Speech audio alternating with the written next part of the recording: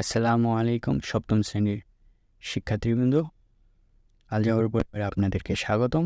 আজকে আমরা দেখব শিক্ষণকালীন মূল্যায়ন।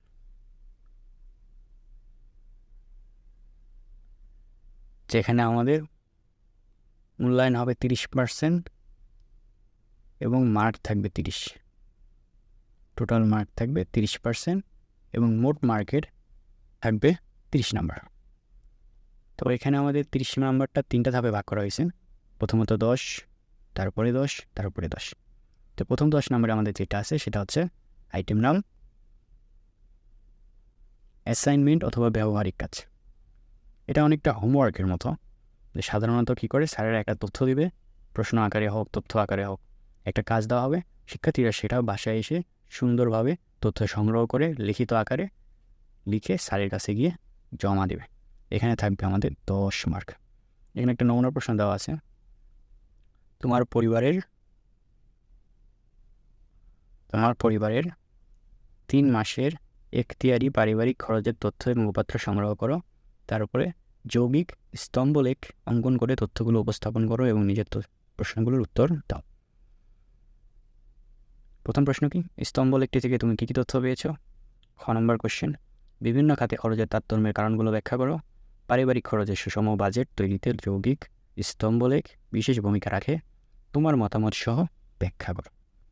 তো এটা একটা নমুনা কোশ্চেন। এরকমভাবেই স্যার একটা কোশ্চেন দেওয়া হবে, স্যার একটা কোশ্চেন দেবে যেটা আমাদেরকে বাসায় এসে সুন্দর করে সলভ করে জমা দিতে হবে, স্কুলে গিয়ে জমা দিতে হবে। তো আমাদের নেক্সট কোশ্চেনে চলে যাই। নেক্সটেও আছে 10 নাম্বার, এটা আরেকটা কোশ্চেন। কাজটা হচ্ছে অনুসন্ধানমূলক কাজ অথবা ইনভেন্টরি ওয়ার্ক। তো এটা সাধারণত আমাদের স্কুলেই করা লাগবে। যেমন একটা নমুনা কোশ্চেন দেওয়া আছে, তোমার পরীক্ষার কক্ষের দৈর্ঘ্য, প্রস্থ এবং উচ্চতা পরিমাপ করো এবং নিচের প্রশ্নগুলির উত্তর দাও। পড়ার অক্ষের সমগ্র তলের ক্ষেত্রফল নির্ণয় করো, দরজা ও জানালা বাদে। পার্শ্বতলগুলোর ক্ষেত্রফল নির্ণয় করো, প্রমাণ করো যে পড়ার কক্ষের সমগ্র ক্ষেত্রফল পার্শ্বতলগুলোর ক্ষেত্রফল যোগ মেঝের ক্ষেত্রফলের দ্বিগুণ। তো এটা আমাদের তথ্য সংগ্রহ করতে হবে এবং সূত্রগুলো বসাইতে হবে, যেগুলো আমরা অধ্যায় পড়লেই বুঝতে পারো। এগুলো কঠিন কিছুই নয়। এটাকে স্যারকে মোটামুটিভাবে দেখাইতে পারলেই আমরা 10 পেয়ে যাবো। তো আরও 10 নম্বর করে আছে আরেকটা আইটেমে, সেটা হচ্ছে শ্রেণীর কাজ। যেমন এখানে কী কাজ দিতে পারে, পাঠ্যপুস্তকের সন্নিবেশিত একক ও দলগত কাজ ছপূরণ। অর্থাৎ সব থাকবে না, যে কোনো একটা দিতে পারে অথবা কিছু সংখ্যক দিতে পারে। যেমন আমাদের বইয়ে কিন্তু অনেকগুলো শখ আছে, তো স্যার বলতে পারে তোমাদের বইয়ে শখ পূরণ করে আমাকে দেখাও, তো দেখাইতে পারে 10 মার্ক। অথবা দলগত কাজ দিতে পারে, অথবা একক অনেক কাজ আছে যে কোনো একটা দিতে পারে। তো এইরকম। যেমন এখানে একটা নমুনা কোশ্চেন দেওয়া আছে, জোড়াই কাজ।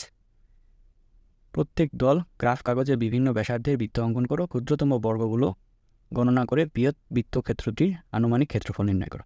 তার মানে আমাদের যে ক্ষেত্রফল নির্ণয় যে অধ্যায়টা আছে আমাদের, ওটা ভালো করে পড়লেই আমরা এটাগুলো পারবো। তো এরকমভাবেই আমাদের কাজ দেওয়া হয়, কাজ দেওয়া থাকতে পারে। 3টা আলাদা আলাদা অংশ থাকবে, 3টাতে আলাদা আলাদা করে 10 করে 30 মার্ক। এটাই হচ্ছে আমাদের শিক্ষণকালীন মূল্যায়ন। ধন্যবাদ। আর এইগুলোর তো নমুনা কোশ্চেন আমরা সলভ যদি করা লাগে আপনারা আমাদেরকে জানাবেন, আমরা এগুলো সলভ করে দেওয়ার চেষ্টা করবো ইনশাআল্লাহ।